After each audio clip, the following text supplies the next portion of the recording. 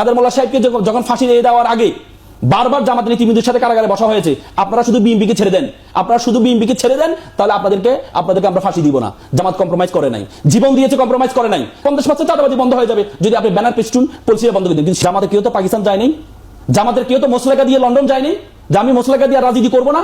তার মানে আমরা এখানে ছিলাম, এখানে মৃত্যুবরণ, আমরা দেশকে ওন করে দেশকে ভালোবেসে এখানে মৃত্যুবরণ করেছি, জীবন দিয়েছি।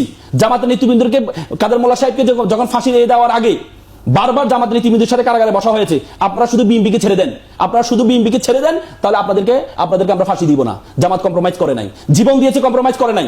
দেখেন, আপনি সবসময় শিবিরকে ব্লেমটা দেওয়া হয়, শিবিরের পলিসিটা আপনাকে বুঝতে হবে। প্রত্যেকটা দলের আলাদা একটা পলিসি আছে। যেমন ছাত্র দল, তাদের রাজনীতি কি?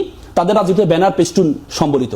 তারা হচ্ছে, আপনি দেখেন, আমি মনে করি ব্যানার পেস্টুন লাগানো এটা চাঁদাবাজের সবচেয়ে বড় উপায়। আপনি ব্যানার পেস্টুন বন্ধ করে দেন, চাঁদাবাজ অর্ধেক বন্ধ হয়ে যাবে। দেখবেন আপনি ব্যানার পেস্টুন গুলো, আমি শেষ করছি, ব্যানার পেস্টুন গুলো আপনি দেখবেন বাজারে দেখবেন। কেন ব্যানার পেস্টুন লাগানোর উদ্দেশ্য হচ্ছে আমি তোমাকে দেখাচ্ছি, ব্যবসায়ীদেরকে দেখাচ্ছি আমি হচ্ছে নেতা, তোমার প্রয়োজনে তুমি আমার কাছে আসবা, আমার প্রয়োজনে তোমার কাছে টাকা দিতে হবে। চাঁদাবাজি সবচেয়ে বেশি, 50% চাঁদাবাজি বন্ধ হয়ে যাবে যদি আপনি ব্যানার পেস্টুন পলিসি বন্ধ করে দেন। কিন্তু শিবিরের যে দায়িত্ব, আপনি দেখবেন শিবিরের যখন দায়িত্ব গ্রহণ করে, কেন্দ্রীয় সরকার দায়িত্ব গ্রহণ করেছে, সে কান্না করেছে, সে মনে করে এটা দায়িত্ব, সে মনে করে এটা আমার পোস্ট হলে সে নিজে ব্যানার টাঙাইতো।